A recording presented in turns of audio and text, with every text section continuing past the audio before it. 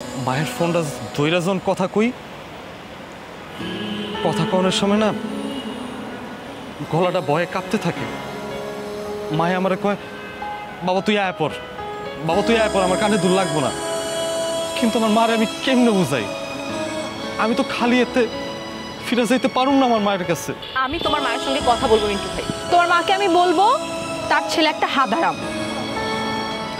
মিন্টু ভাই, তোমার জন্য আমার অনেক কষ্ট হয়।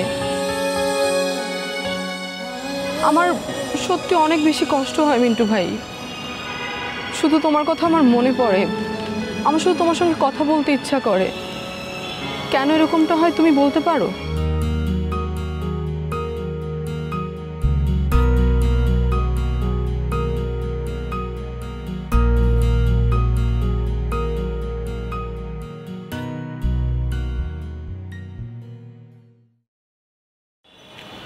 এত রাইতে তুমি সাথেইছো কে?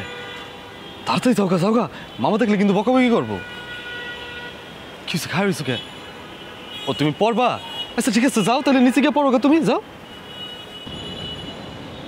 মিন্টু ভাই, তুমি কালকে চলে যাবা, আর তোমার মধ্যে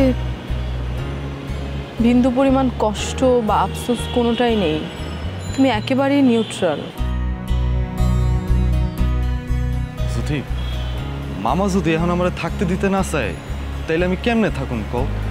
আর জাইদের যদি চাকরিটা না হইতো, তাহলে তো আমি জাইদের লয়ে থাকতে পারতাম।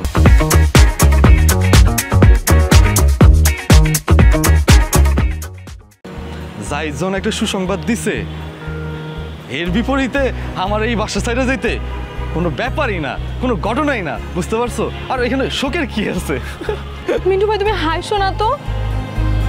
তুমি হাসলে আমার আর কান না পায়।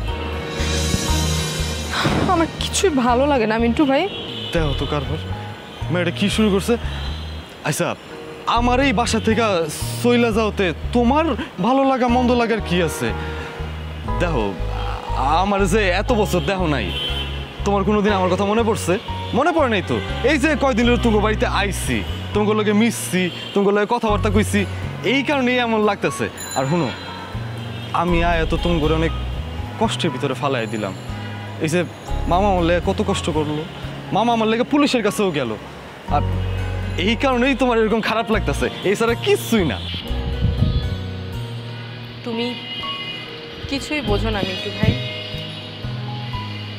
এই পৃথিবীতে 3 ধরনের মানুষ আছে। এক ধরনের মানুষ অনেক চালাক, আর এক ধরনের মানুষ অনেক বোকা, আর এক ধরনের মানুষ আছে কিছুই না। আর তুমি কিছুই না প্রকৃতির মানুষ। তুমি আসলে বোকা নাকি চালাক সেটা বোঝা যায় না। সুথি, আমি এই দুনিয়ার সবচাইতে বোকা মানুষ। আমি যদি বোকাই না হইতাম, তাইলে কি আমার মায়ের কানের দুল বিক্রি কইরা আমি মানুষের কাছে জিম্মি হইতাম? এখন মা আমার যখন ফোন দেয়, মায়ের ফোনটা ধইরা যখন কথা কই, কথা কওয়ানোর সময় না গলাটা ভয়ে কাঁপতে থাকে। মায়ে আমারে কয়, বাবা তুই আয় পর, বাবা তুই আয় পর, আমার কানে দুল লাগবো না। কিন্তু আমার মারে আমি কেমনে বুঝাই?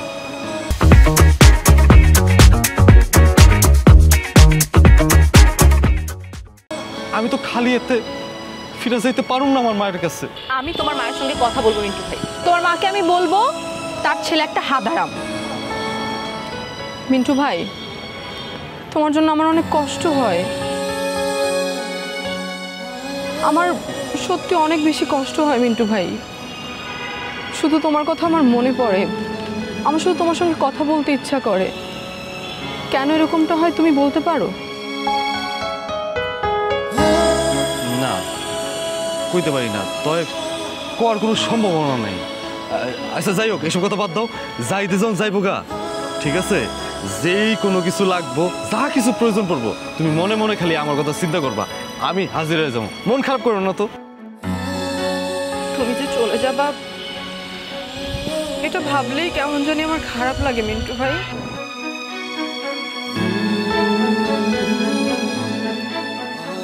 আমি তো কালকে যদি এই বাসা থেকে চলে যাই, তাহলে তো নিজের পায়ে হাইটা আমি বাইরে হয়ে যেতে পারব, কিন্তু আমি যেই মানুষগুলোর কাছে জিম্মি আছিলাম, যারা আমারে আটকায় রাখছিল, ওই মানুষগুলো যদি আমার খুন করে ফেলাইতো তাহলে অনেক বেশি কষ্ট পাইতা না? অনেক বেশি কষ্ট পাইতা। জানো যথি, আমরা যে যে কষ্ট পাই না, আমগো কাছে মনে হয় আমগো কষ্টটাই অনেক বড়। এর চেয়ে বড় কষ্ট আর কারো হইতে পারে না। কিন্তু তুমি একটু চিন্তা করো, তোমার পাশের মানুষটার জিগায়ও, তার কষ্টের কথাগুলো শুনলে তুমি বুঝতে পারবা তোমার কষ্টর চাইতে তার কষ্টটা অনেক বড়, অনেক বেশি, অনেক বেশি। মিন্টু ভাই, জানো, আমি যখন জিম্মি ছিলাম ওই সময় আমরা 3টা মানুষ আছিলাম। 3টা মানুষের মধ্যে একটা মানুষ মারা গেছে।